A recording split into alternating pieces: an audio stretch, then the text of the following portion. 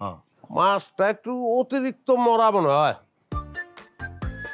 মাছ উঠতেছে দেখছো, একটু তাজা মাছ আনতে রাব্বা, ফ্রিজে রাখে রেখে খাইতাম আমরা। কি তোমার কি মাথায় সমস্যা হয়ে গেছে গা? আস্তে আস্তে। আরে না রাখ, এনে রাখ। এই যা বস্তাটা ঘরের ভিতরে দিয়ে যা।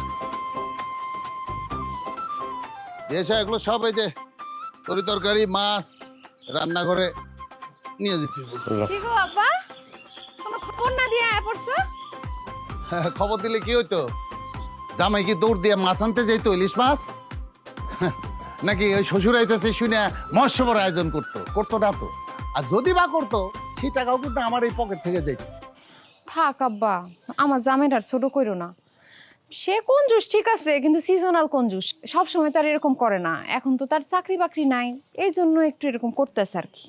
চাকরি বাকরি নাই বলেই তো এই যে এই বাজার টাজার করে নিয়ে আসলাম। সে যেমন মানুষ, তোরা তো না খাওয়া রাখতে পারে। যাই হোক, আমি মাঝে মাঝে বাজার দিয়ে যাবো না, ঠিক আছে? হ্যাঁ, অনেক বাজার দিছো তো।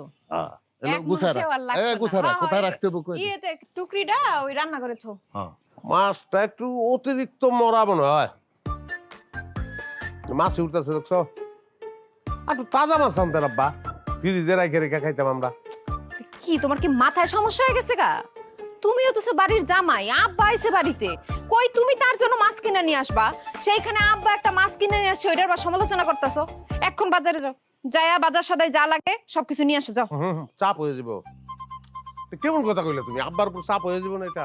হ্যাঁ, এত কিছু আনছে, এখন আবার তার কাছ থেকে টাকা নিয়ে আমি বাজারে যাবো? আব্বা দরকার নাই, যা খুশি কোক, আপনার টাকা আপনার পকেটে থাক। ঋতু, আমি যাইতেছি রে। এমন টাকা টাকা করে কোনো ভিক্ষুকরেও দেই নাই। আপনার মনে হয় বোবা ভিক্ষুকরে টাকা দিচ্ছেন ম্যাক্সিমাম। বোবা তো কইতে পারে না, তুমি খারাপ হয়েছো কি লেগে? আব্বা আইছে, তুমি রান্ধন চড়াইবে না? হ্যাঁ, আব্বা যাই কইলে কি তারা যাইতে দেবো আমরা? আব্বা তো থাকবো, নাইলে ও গোসা করবো। শোনো, রান্ধন চড়াও আর চা বানাইবা, আর খবরদার চা কিন্তু দুধ দিবা না, বেশি খরচের ভিতরে আমি নাই। রং চা বানাইবা 5 কাপ। 5 কাপ কে? মানুষ তো আমরা 3 জন। 3 জন, ভ্যানালা একজন, 4 জন, আর একজন রাইতে গেছি। আরেকজনটাকে? সুমিয়া পা। সুমি আবার আইতে হইছো কেন? না, ভাবলাম আব্বা যেহেতু আইছে, তো সুমিয়া পা আহুক, আব্বার সইটা লয়ে নিলাম, তাহলে তো সুবিধা হয় আর কি। আব্বার সই দিয়ে কি হইব? আর আমি কিস্তি উঠাবো না, তা আব্বার সই লাগবো না?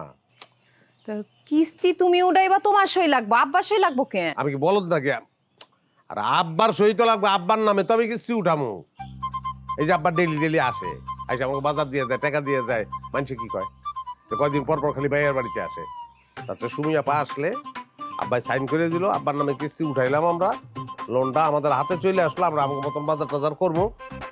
আব্বার আর আসার দরকার নাই, সুমিয়া পা ডাইরেক্ট আব্বার বাড়িতে চলে যাবো, ওখান থেকে কিস্তি উঠাই নিয়ে আইবো। বুঝো নাই? বুঝছো? ওনা বুঝে নাই। আব্বা আপনি তো বুঝছেন। অসহ্য।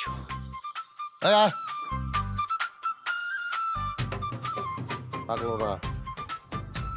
তাইলে শুনো, অত বেশি তো আর রান্ধনের দরকার নাই, 2 জন মানুষের কি হইলো? কেমন করতেছো কে? গাইল আটকায় গেছে নাকি গলায়?